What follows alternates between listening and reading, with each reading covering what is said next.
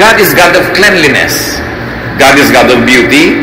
God is God of tidiness and cleanliness. Kung paano dapat malinis ang ating espiritu, ang kakambal kasi ng espiritu natin, katawan, the physical world, malinis din, maayos ang ating katawan, ang ating pangangatawan, at ang ating kapaligiran. It goes without saying na kung ikay marumi at burara sa iyong kalusugan, sa iyong katawan, sa iyong kalinisan, madali kang magkasakit. At mahirap mag-bless kung may sakit. Mahina ang iyong katawan, tinatamad ka, wala kang energy, wala kang drive. So dapat namumuhay ang tao sa paraan na siya'y palayo ng palayo sa mga infection, sa mga accidents, dala ng kapabayaan at karumihan at kaguluhan ng paligid. 2 Timothy 2:21, all who cleanse themselves of the things I have mentioned will become special utensils, dedicated and useful to the honor of the house, meaning the Lord, ready for every good work.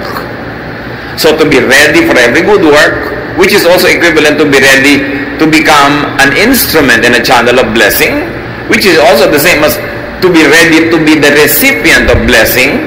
One is to rid themselves of all those filth, all the disorderliness, and all the dirt mentioned in many verses in the Bible. Kaya nga ang kalinisan ng katawan, ng pamamahay, ng kapaligiran at kaayusan nito kasama sa pag-attract ng blessings. Paano ka naman dadapuan ng kapalaran kung ang gulo-gulo, ang dumi-dumi, ang baho-baho, mga kabaligtaran ng katangian ng Diyos? Another way to attract blessing is be orderly and organized, as we have already introduced. Kailangan maayos ang lahat. Ang bahay natin, alam natin kung saan nakalagay yung mga gamit natin. Sa mesa mo, sa drawer mo, alam mo kung nasa ng mga gamit. Hindi halo-halo, gulo-gulo. Kukuha ka ng damit, natusok ka na ng aspilin, natusok ka na ng gunting, napasok ka na ng kawali, kasi yung kawali mo pala, kadikit na nung ginagawaan mo, magulo. 1 Corinthians 14:40, but do everything properly and in order. That is in our spiritual life, in spiritual worship, and also in practical life. God is God of order. Hindi nagbubungguan ng mga planeta, may kanya-kanya silang speed, kanya-kanyang direksyon, kanya-kanyang tinatahak na landas. Merong order ang seasons, kahit ngayon nagkakaroon ng weather changes, may changes lang, kaya para magulo, pero pagka na-establish na yung change na yan, nasanay na tayo, meron na naman siyang system. May panahon ng lahat ng bagay, kaya dapat may kaayusan. 1 Corinthians 14:33, God wants everything to be done peacefully and in order. Ito man ay sa matataas na spiritual na bagay hanggang sa mga kaliit-liitang practical aspect of our life. Maayos, merong predictability, merong system, hindi magulo.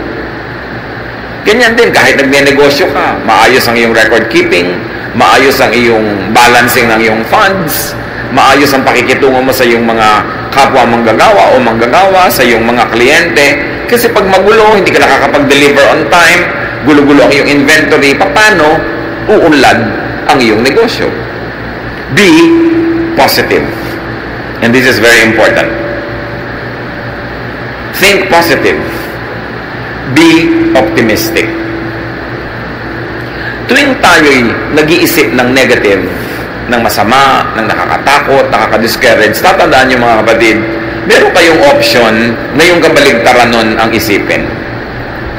Na imbes na yung nakakatakot ang isipin niyo kapayapaan sa pananalig sa Panginoon. Imbes ang isipin mo ay yung nakaka-discourage, pwede ang isipin mo nakaka-encourage. Kung pwede mong isipin ang nakakalungkot, pwede mo ring isipin ang nakakasaya. Choice mo yan.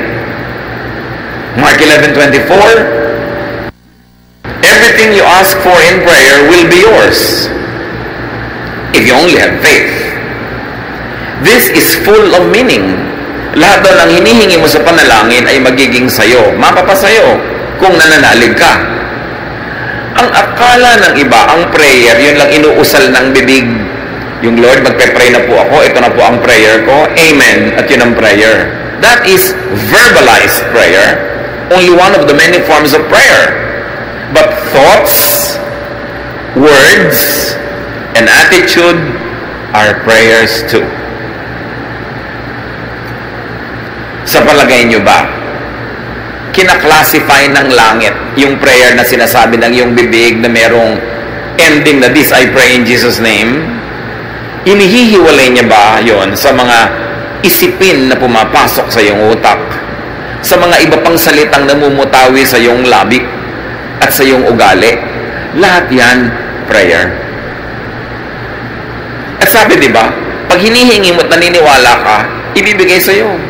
Kaya yung iba sabi ako, ang hirap ng pera. Mahirap ang kumita ng pera. Siguradong hirap yan sa pera. Kasi sinasabi niya, prayer yun. It is a statement of faith. Ano yung paniniwala mo? Na mahirap kumita ng pera. Eh di ba sabi, when you ask in faith, it will be given to you.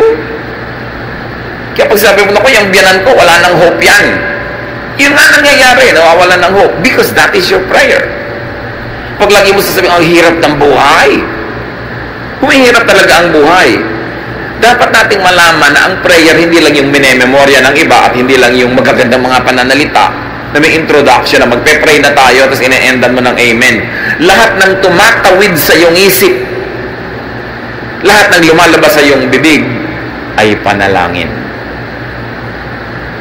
Kaya pag sabi mo, wala na akong pag-asa, ganito lang ako, nagiging ganun ka talaga. Kasi yun ang hinihingi mo.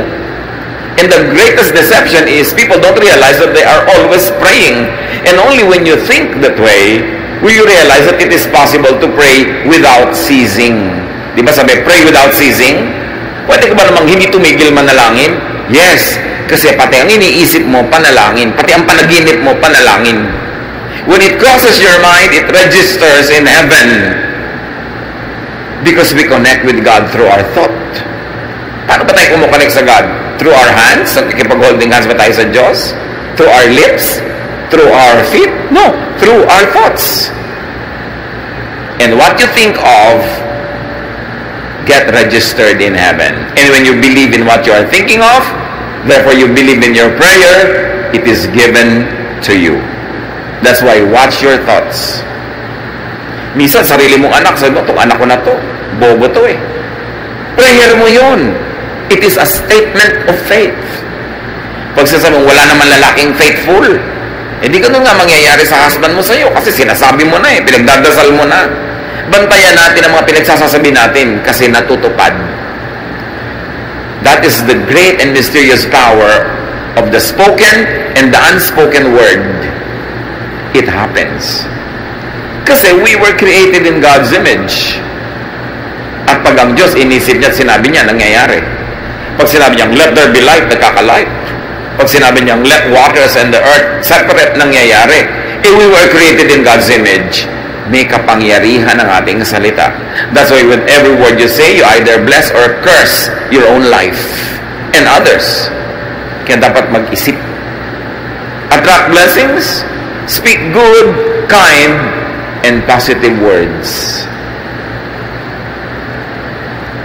Siyempre, birds of a feather flock together.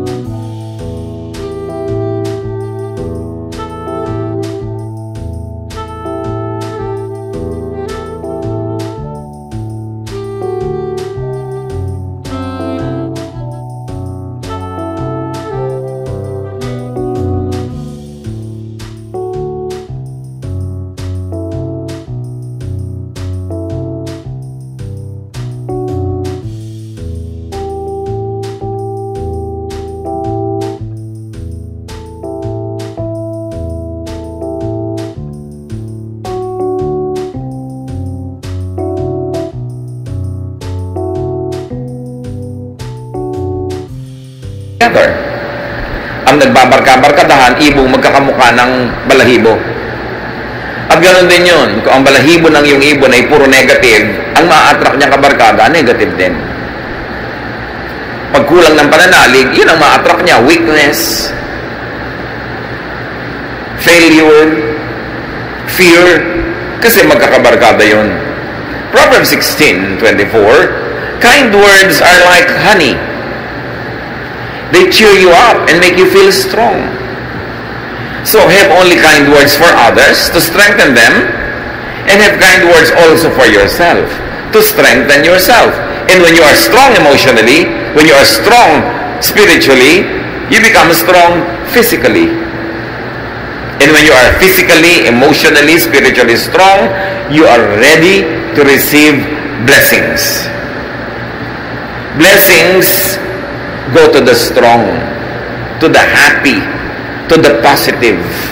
Because magkamukha sila, magkabarkada sila. Prepare yourself to be blessed. Pag may nangyayaring hindi maganda sa iyong buhay, pwede mong yun i-celebrate. Palakihin mo siya. Hindi maganda ang buhay ko, kawawa naman ako, api ako, wala akong talent, mahirap ako. Sige, paulit-ulitin mo at di kanyan iiwan. To change a situation, you've got to change your thought about it first. Be changed by the renewing of your mind. It's all in the mind. It's all in the thought. Kaya pag nakokontrol mo yung direksyon ng iyong utak, uy, teka, nagne-negative ka utak, ayoko niyan, ipapositive ko to. Uy, nagiging afraid ka, gagawin ko, faith, ang kapalit, mananalig ako. Decision yan. So kind words are like honey. You know, unkind words are like acid. Pag ang bibig mo, laging ang laman unkind words, parang lalagyan niya na may lamang asido. It destroys its own container. So prepare to be blessed by thinking positive, by being positive. It is a choice. It is a habit to be positive or to be negative. But you know that God is positive. Paano kanya i-bless kung negative ka? Hindi ka handang tumanggap. Another way to attract blessings is to be a blessing to others. Matthew 5:16, make your light shine so others will see the good you do and praise your Father in heaven. When people praise God because of what they see in you, is it too far for God and too difficult for God to bless you? Because He gets delighted when He is praised. And He is worthy of praise. Pero kung napipintasan ng Diyos dahil sa iyo, alam mo na kung anong ina-attract mo, ano energy. Yung kasabihang talbog sa akin, dikit sa iyo. Pag blessing ka sa iba, tatalbog din yung blessing, didikit sa iyo. Pagka curse o sumpa ka sa iba, tatalbog yung sumpa, babalik sa iyo didikit. Because what you give is what you get. Ganun ang rule of life. What you give is what you get. So when you give blessings, anong ibibigay sa'yo ng kalangitan? Kundi blessings din. Kaya yung mga mararamot, yung mga mahilig na gumawa ng masama sa kapwa, manira, hindi nila alam, sarili nila ang magiging sira pagkatapos nun. Bumabalik at bumabalik sa atin parang boomerang ang lahat ng ating hinahagis. Kaya kung dumudura ka sa langit, sa mukha mo rin lalaglag ang iyong dura. Pagka nang aapi ka ng kapwa, may balik yon. Pag naninira ka, gumagawa ka ng masama, may balik yon. Kaya nakikita nyo most of the time, yung mga chismosa, hirap sa buhay. At kung hindi man sila nahihirapan ngayon, baka bukas pa. Pero kadalasan, isipin nyo lahat ng chismosa ang kilala nyo sa buhay nyo. Mga hirap sa buhay. Kasi negative. Kasi laging naninira. You attract blessings, give. Be a giver of good things. Be generous with what you give. Proverbs 11:25, be generous and you will be prosperous. Help others and you will be helped. Napakadali namang maintindihan. Gusto mo palang lumuwag ka sa buhay, sumagana, maging mariwasa, maging palabigay, at palabigay ng pabulosong paraan. Kasi sabi, pag tinutulungan mo ang iba, tutulungan ka rin ng Diyos at ng iba. Yan ang sikreto para lumuwag ang buhay. Huwag kang maramot. Nakikita niyo yung mga mararamot? Mga hirap na hirap din sa buhay. Kumisan ang damot-damot, laging nanlalamang, nakakaipon ng konting pera, tapos biglang isang grabing sakit, ubos ang pera. Nagbabalansi lagi. God is the greatest accountant. Laging may debit, may credit, laging may balance. At binabalansin ng langit ang lahat ng negative na binibigay natin sa kapwa at sa mundo. At ganun din ang positive. Ibinabalik. What you give is what you get. Yan ang rule ng kalangitan. And you keep what you give away. Parang baligtad, pero ganun talaga. You lose what you are trying to selfishly keep for yourself. But what you try to give comes back to you. And even if it doesn't come back to you the moment you give it, the mere fact na may ibinigay ka, ibig sabihin na una ka nang tumanggap. Kaya pwede ka na magbigay. Kaya kahit hindi ibalik yon, panalo ka na rin kasi may naibigay ka nga. Ibig sabihin, may natanggap ka na noon pa. Kung hindi, wala ka namang ibibigay. You attract blessings, be industrious.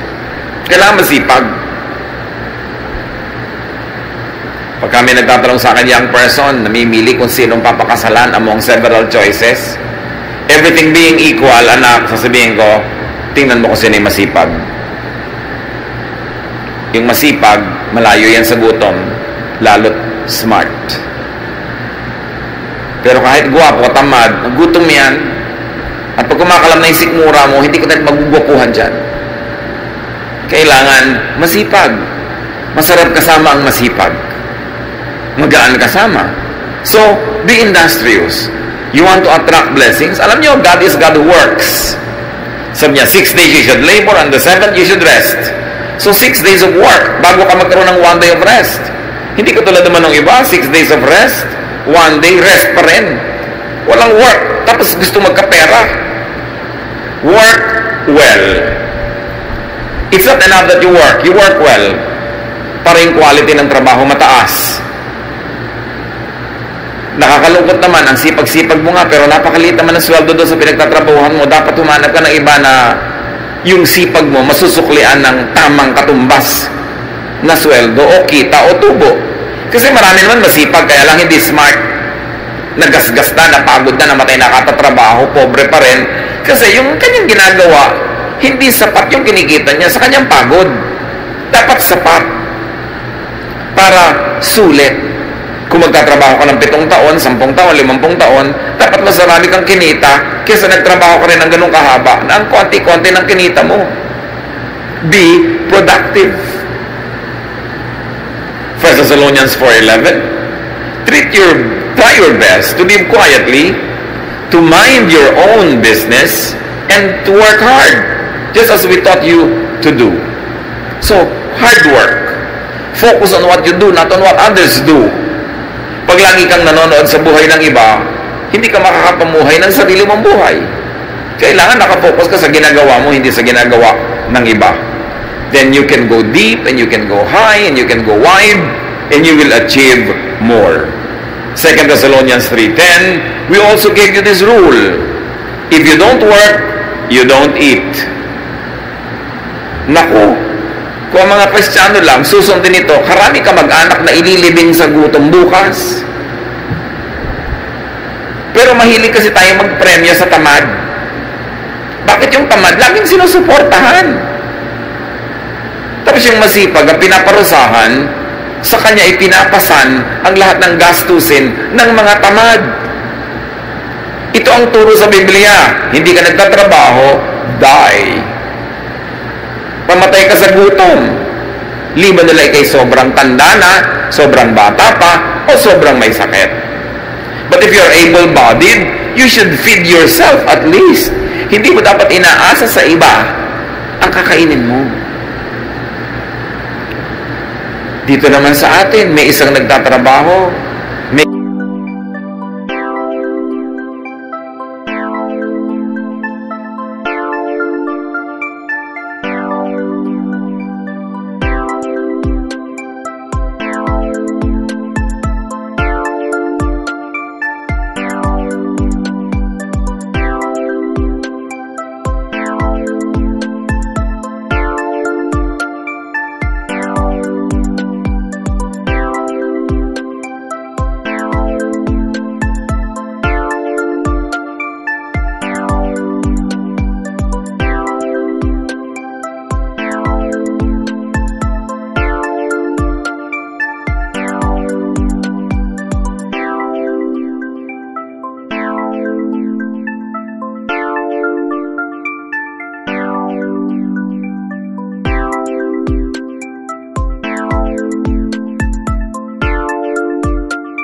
Limang kapatid na humihingi, kaya aga-agang magbubuntis, mag-aanak, ang gatas ngayon hihingin na uli sa ating nagtatrabaho, sa kuya, yun namang nanay, iiyak-iyak doon sa kapatid, ang kapatid mo, huwag mong pabayaan.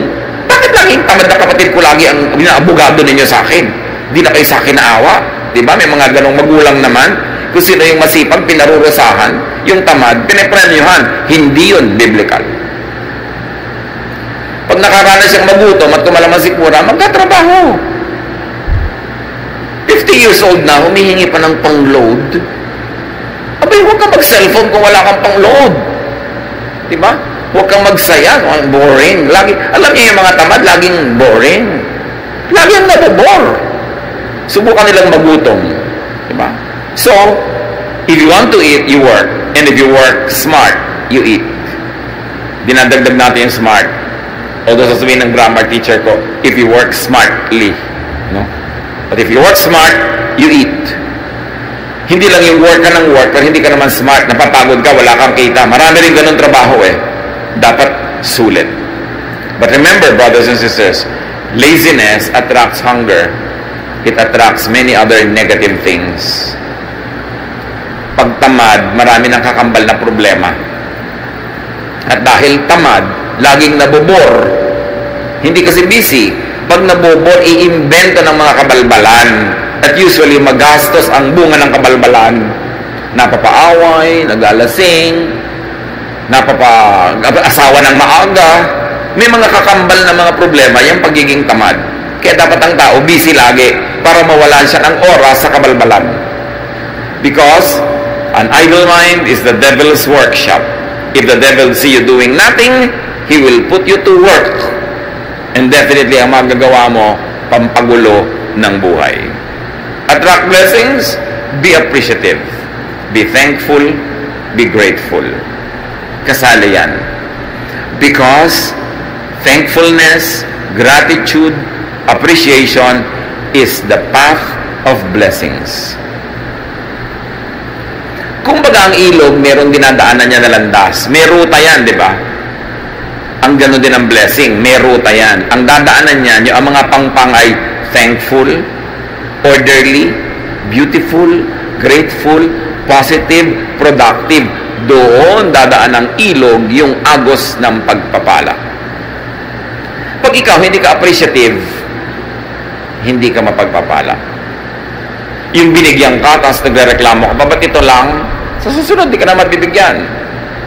Pinautang ka, dapat ang appreciation mo is magbayad ka na maaga, mabilis, at kung pwede, dagdagan mo pa ng kung ano mang interest in cash or in kind, para mamaya, uutang ka na naman, nagmamadaling pautangin ka, pero kung hindi ka nagbabayad, hindi ka na makakautang uli, mawawala na ang kanang credit, liliit ang mundo mo, natatanggal lang yung blessing.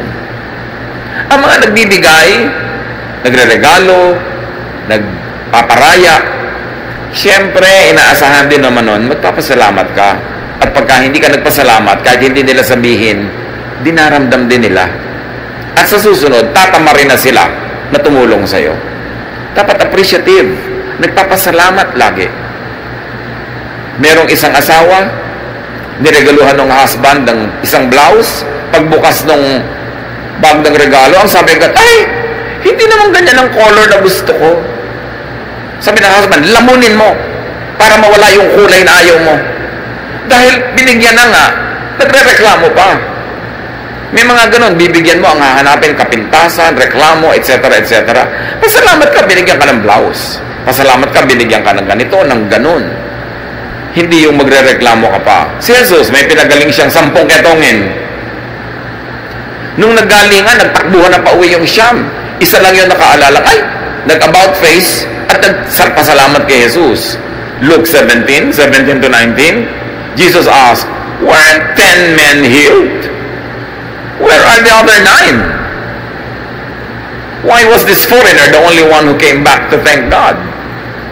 Then Jesus told the man, you may get up and go. Your faith has made you well. Sa 10 pinagaling, isa lang yung na-affirm, na-confirm, at na-cement yung kanyang paggaling. Yung Siyam, hindi natin alam kung bumalik ulit yung ketong nila. Pero isa lang ang in-affirm ni Lord. Kasi isa lang yung nagpasalamat. Mapagpasalamat tayo dapat. Pagka ito'y nakakatanggap, bigay ka agad. Sa nagbigay sa'yo o sa ibang nangangailangan, ganun ang pagpapasalamat. Hindi susuluhin mo lang. At magpapahayag ka talaga ng thanksgiving. Gano'ng karami pa ngayon ang nagpapadala ng thank you card, kahit sa text. Hindi yung pagka nabigyan ka na, nakalimot ka na. Pagka masaya, nakakalimot, pag lang malungkot, nakakaalala. Ang mangyayari, masisira ang papel mo. Hindi ka na kakatuwaan ng iyong kapwa. And you know, we all need help to succeed. We need help in the beginning and in the end. But people help only those that they like.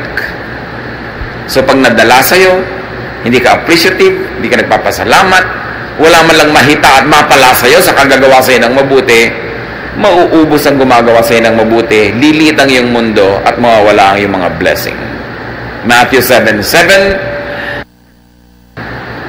ask and you will receive. Search and you will find. Knock and the door will be open to you. But remember, you ask, seek, and knock with your thoughts, with your words, with your actions. Lahat yan, prayer. Kahit hindi ka mahilig sa formal prayer, group prayer, corporate prayer, kung ang thoughts mo lagi, words mo at buhay, ay nakasang-ayon sa mga katuroang ito, nagdadasal ka actually. At dinidinig ang iyong dasal. Remember, you attract what you think of. Pag ayaw mo, huwag mong isipin. Kasi oras inisip mo na, pupuntahan ka niya. Ayaw mong matakot, huwag kang mag-isip ng nakakatakot. Huwag kang manood ng nakakatakot, huwag kang makinig ng nakakatakot, kasi oras na pinapasok mo yan sa utak mo, hindi ka na niya lulubayan, lagi ka niyang tatakutin. Pagka ayaw mong ma-discourage, huwag kang makipagkwentuhan sa nakaka-discourage na tao. Kung ayaw mong makaladkad ka sa mga gulo at chismis, huwag kang makipag-usap sa mahilig sa chismis. You attract what you think of.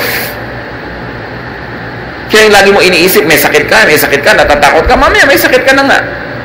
Isipin mong malusog ka.